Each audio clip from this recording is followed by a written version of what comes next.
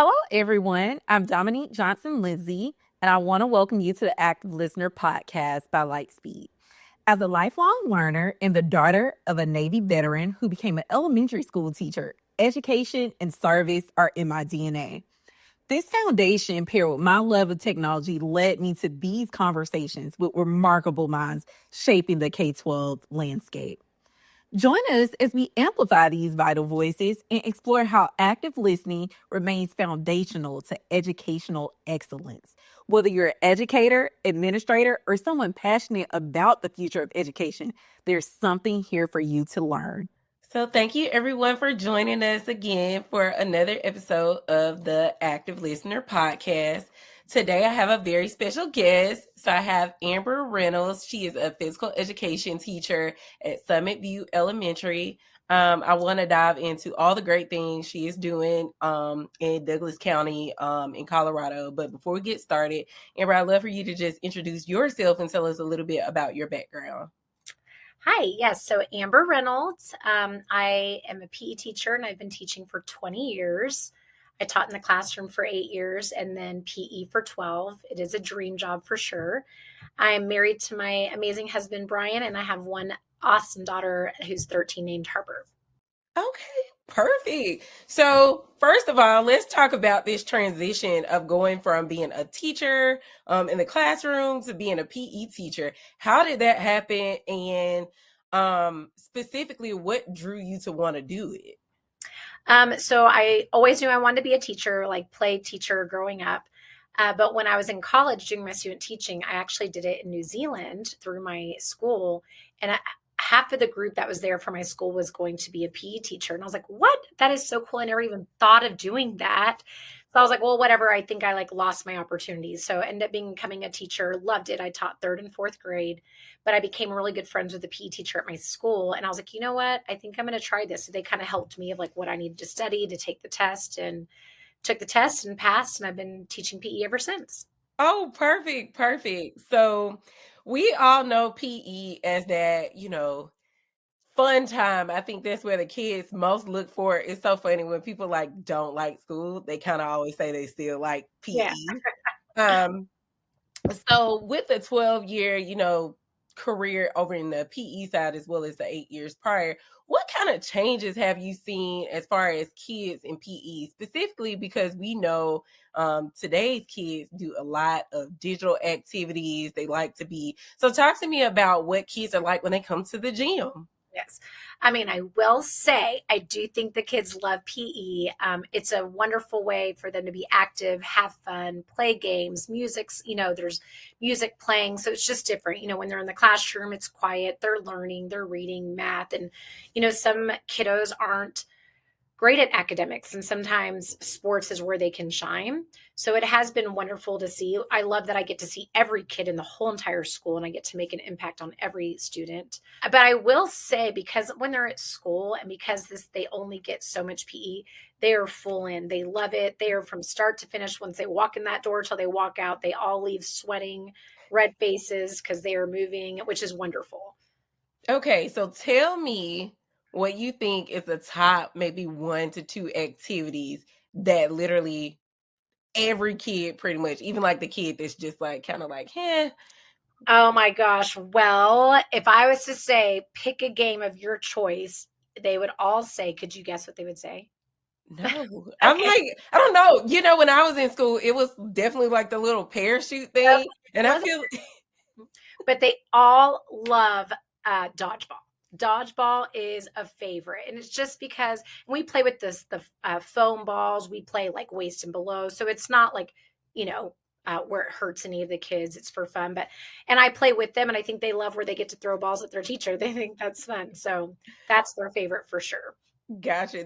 That's perfect. And it's so funny that you say that because I think that's probably like in the top two though. Like Oh dodgeball is pretty like low live for people. So yeah.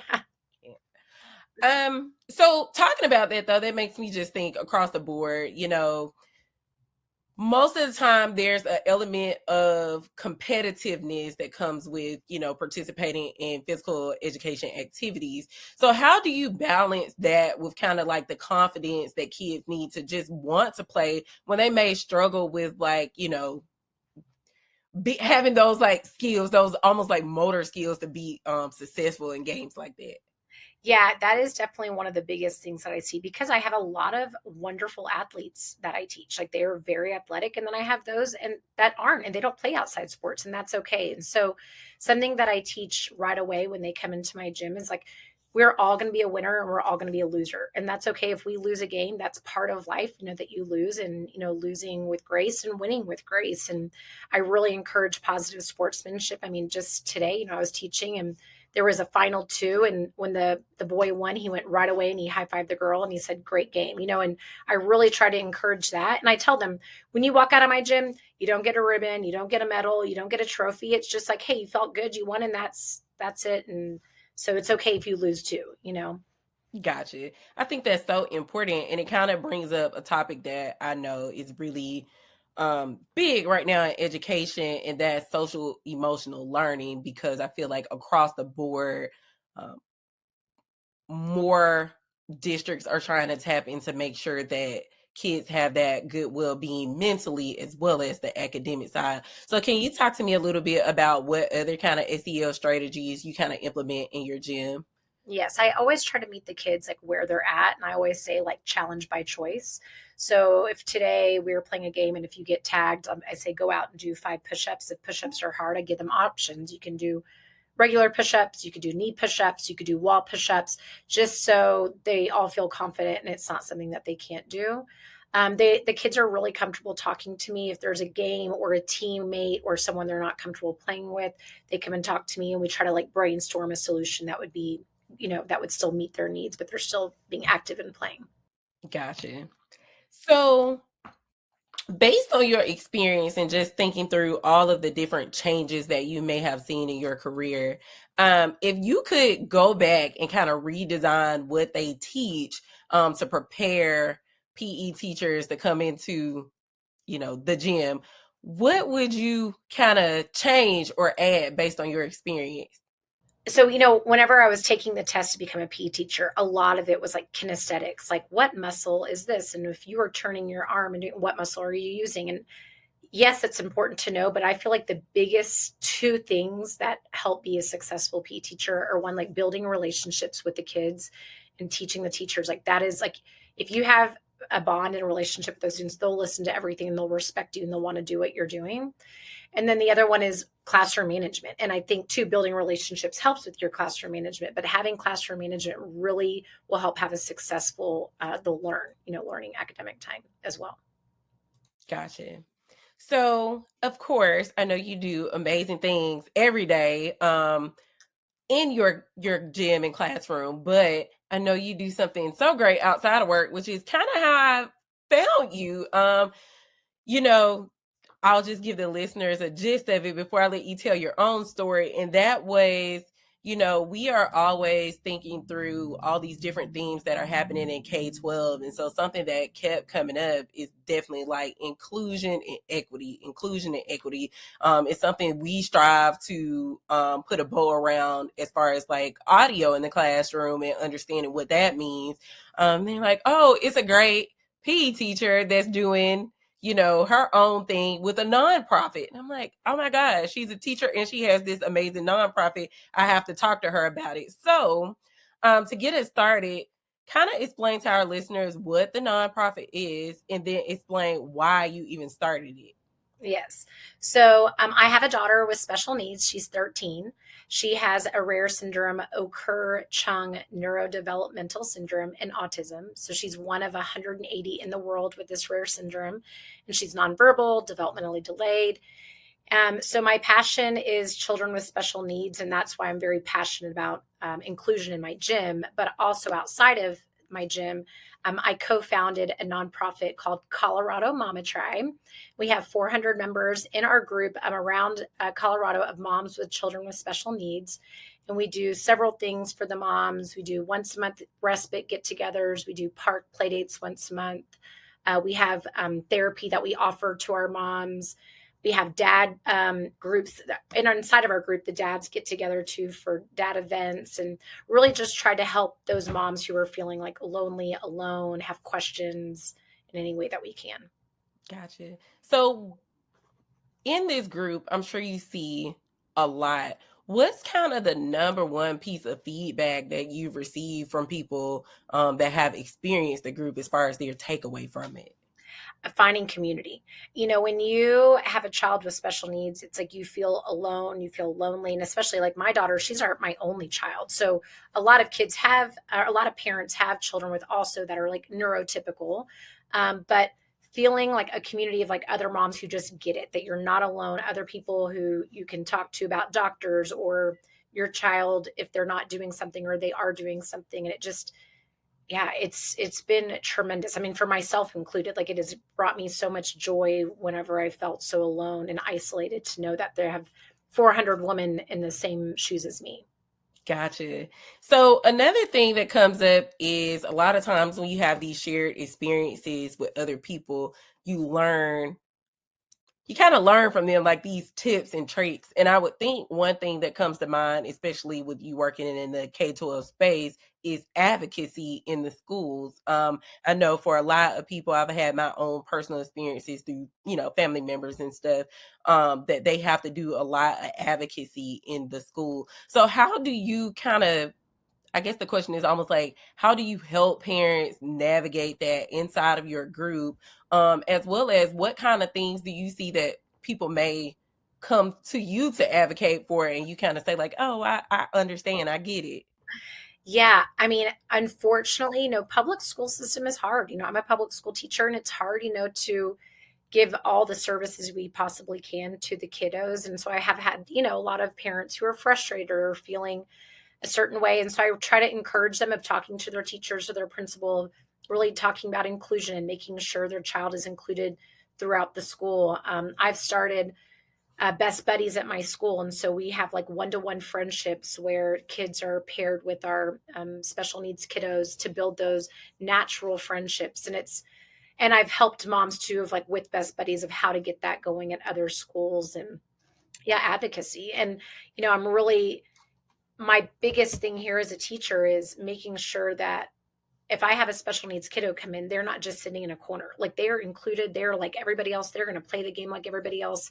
And the kids, because this has been the way the school has taught the kids to be, it's just natural. Like I don't even have to say anything. They know to include the kids at all times. And it's just absolutely amazing.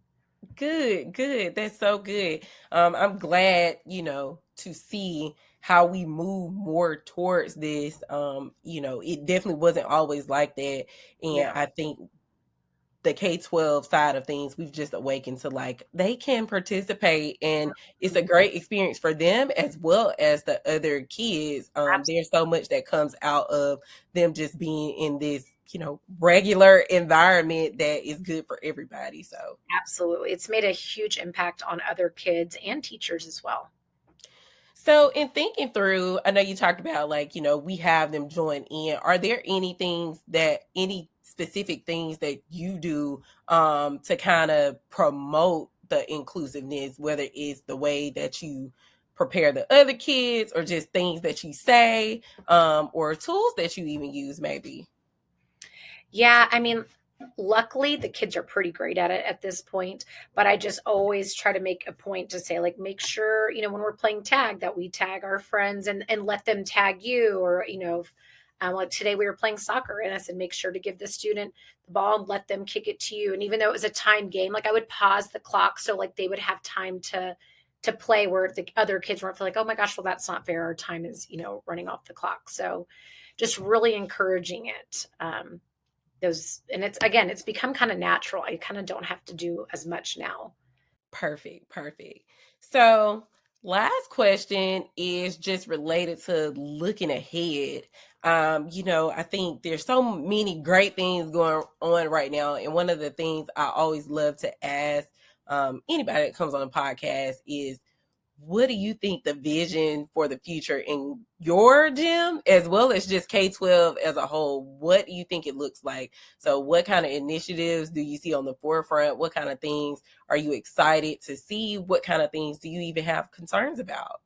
Yeah. I think as you know, like you said, like teaching has changed so much over the years and evolved. And I really think that SEL has been huge. And I think that as teachers continue to build those relationships with kids and have those relationships with the parents as well, will really help the behaviors because, times change and, there are different behavior problems as well. But I think just building those relationships is number one.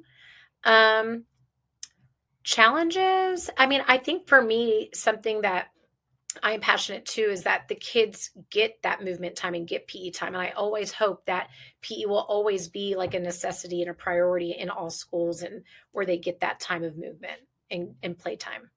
Gotcha. Yes, I'm hoping so too. As we've kind of realized the impact of being sedentary, I'm like, Mhm. everybody needs to be up and moving. We need to make it a habit. I literally have to make myself do it. I have a 2-year-old. I'm making her do it. It's so easy for us to like plop down and watch TV, even when we're playing board games. And sometimes it's like, we need to go out and get a little fresh air. Yes, yes, for sure. So before we end, I ask every guest 2 questions, just because I love these 2 questions. I think they really kind of just show what you're thinking and how unique you are. So with that, the first question is, if you could remove one barrier for children at school, what would it be? Like because of teaching the gym and we talked about like positive sportsmanship, I think one barrier would be like kindness to all. I know that sometimes people can like be mean to one another, you know, harsh on someone, making even just a small comment can really hurt someone. So just always being kind and like teaching kindness. I love it. I love it. And look, unique. Every episode is a different one. So I'm always curious to hear. You Yeah. guys see the kids every day. So I'm like, what do you think? Yeah. The last question is, what is your favorite sound in the world? Oh my gosh. Look at you with these questions. Okay. This is probably also a weird one, but I actually like love it. I love like closing my eyes. And so I live in Colorado and the aspen trees, when the little leaves like flutter, because they're just like these little leaves, and when the wind blows and they flutter, it's just so relaxing and so soothing. I love it. I love it. And again, a different answer. I love it. I have not had a chance to venture out in Colorado. I've been before, but it's so funny because you say that, because I think it is one of the prettiest places that I've been. I'm always there for something very specific, so I'm not like out. Yeah, it's a great. Well, you could probably even Google the sound. It's very relaxing. So with that, I want to say thank you so much for joining us today. I really enjoyed this, and I'm so excited for the future of PE, because Well, who does not love PE, right? right. Thank you for chatting with me and hearing all the things and for letting me share my passions. Yeah, for sure. And come back anytime. Oh, thank you. That's all for today's active listener. Thanks for tuning in. Share your comments on this episode on our Facebook, Twitter, or LinkedIn social media pages. You can visit our website at lightspeed-tech.com to learn more about our mission to ensure every student hears every word. And subscribe to our podcast wherever you listen to your favorite podcast. Until next time, let your listening be as active as your learning.